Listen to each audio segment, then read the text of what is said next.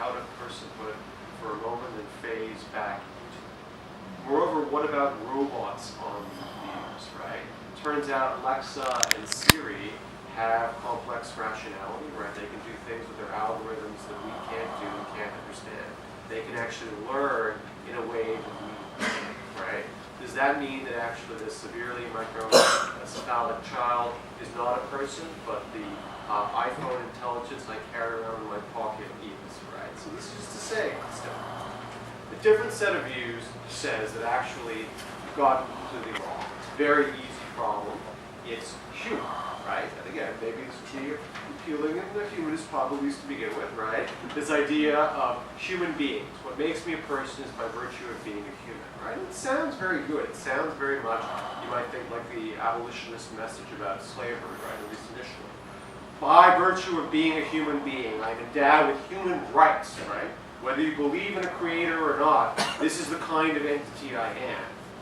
And by virtue of my humanity, I demand on you the least acknowledgement you can give to my humanity as your fellow human being is this right of inviolability. So again, that sounds pretty good.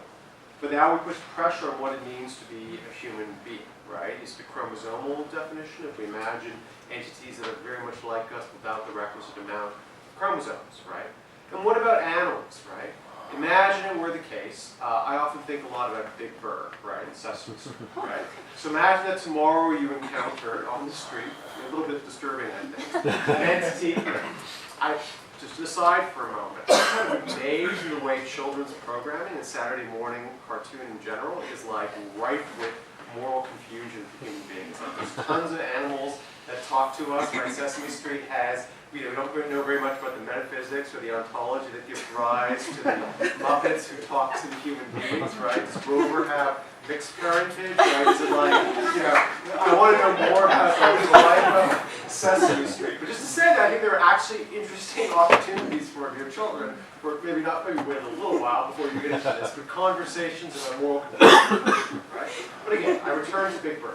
So imagine here I have Big Bird talking to me, Big Bird, right? And Big Bird has hopes, Big Bird has feelings, Big Bird has loves, arguably an imaginary friend, and they phase that out in more recent episodes of Sesame Street because it's confusing children and encouraging them to have imaginary friends, right? Big Bird has many of the capacities that I think of as rendering Big Bird a person. And yet, by the human equals person, right, complete identity definition, Big Bird is no person at all. I am able to make Big Bird McNuggets if I want to, right, without any violating any kind of rights of this entity, right? So it seems to me that is problematic as well. And it's interesting that I think that we can also imagine technological versions of this, especially embodiment. So in our moral imaginations, embodiment captures a lot. So I don't know if anybody's seen the television show Westworld, right, or Ex Machina, or AI, any of these science fiction shows imagining robotic intelligence. What's super interesting about it is that you not only trade on robotic intelligence, but robotic humanoid appearance and humanoid, shall we say, embodiment, right? The more difficult it becomes to distinguish us from them in terms of the machinery of life, right? Because we are machines as well, machines that run on DNA and blood and, neurotransmitters and the like. The more these entities become like us, indistinguishable in terms of the mechanics, the less comfortable we have. You might say, why is it about their mechanics and their wiring that makes a difference, right? If you were to come up here and start dismantling me and suddenly find wires rather than blood, right? Would that be a reason to change my moral status or my status as an entity? So that's just to say that there is some pressure on the idea that human beinghood is equal to person. And again, to put it, I think, as beautifully as Peter Singer does, right? Peter Singer says, racism is morally decried as the rejection of its giving moral status to an entity on the basis of racial differences, right? It's considered morally arbitrary, and we use it typically as our jumping off point for one of the worst moral crimes. He would say speciesism is the equivalent of racism. To merely favor one species on the basis of species without another morally relevant difference is just an affront, just as bad an affront to morality as is racism. Okay. Third set of views is to say, let's be very inclusive and broad. Why think about capacity next? Why not think about potentiality, potential to be a kind of entity, right? So it's not that I currently am awake and speaking and a future orientation or emotion or love or ability to feel pain. Why isn't it enough that I am the kind of entity that in the ordinary course of things, if I follow the natural path of development, would become that kind of thing? And of course, as you've heard a little bit, I'm kind of involved heavily in the abortion rights discourse. Let me just caution you that you could be a believer in abortion rights as I am, and yet also have the view that fetuses or embryos or even sperm and egg are persons, right? Because one could believe that they are both persons, and yet there is another person involved in the equation, namely a pregnant woman who has a prerogative to end pregnancy. So this is a little separate from the question of abortion. I think people often work backwards from their views on abortion to their views on personhood, rather than starting with personhood. Why not say that any entity that has the potential to have the kinds of higher order or whatever your capacity X view is a person? Well, that does pretty good with human beings. It would extend protection perhaps to embryos, actually. Embryos are a little different from fetuses, and then nobody's suggested without maybe there'd be a rule that you can't destroy an embryo. You have to make it available for gestation, or at least freeze it indefinitely. But it also raises the question about how to think about little birds, right, in the following sense, right? Imagine that there was a treatment that we could do, and in the world of stem cell therapies and gene editing, it's less fanciful, still fanciful. Take a little bird and transform it into a big bird, right? The kinds of birds all around us flying and more. We have a moral obligation to actually help those little birds become big birds, help them become more human-like, help them become more like persons the way we are, right?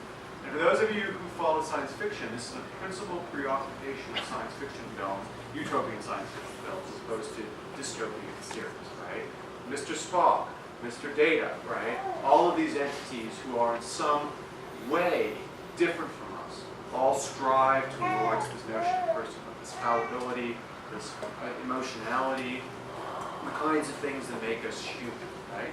Would we have a moral obligation to bring these entities that have the potential for personhood into the fold of personhood on this earth? Just to recap, 3 very distinct views about what makes an entity a person, or maybe 4, I think about it as a count. 1, right, the idea that there's capacity out there, the attainment of that capacity is what makes something a person worthy of attention. The second is this notion that the mere nature of their chromosomes, right, the mere fact of being human in a biological sense, a member of the human species, is necessary and sufficient. The third being the idea of potentiality. And these can be mixed in different kinds of ways, in complex ways. But what I would say to you, if we talk about this in the Q&A, is using these kinds of tools, this kind of language, right, to go back and think about these kinds of entities. Think about, Siri, think about your pet, think about a severely mentally disabled child, to think about someone in a coma at the end of life, to think about yourself over various periods of your life, and to ask yourself what it is that makes this person someone worthy of moral respect. And what you'll see, I think, is that you find it very difficult to draw these kinds of lines. Let me just say one last thing, and this is a little bit playing to my audience, but you got to know your audience. Just to say, in my line of work, there are 2 types of people. Tom Robbins once said, there are 2 types of people. Those who think there are 2 types of people and those who know better. There are 2 types of people, right? Those who think that these conversations can happen only in reference to religious ideas, and those who think otherwise. I'm definitely in the think otherwise category, right?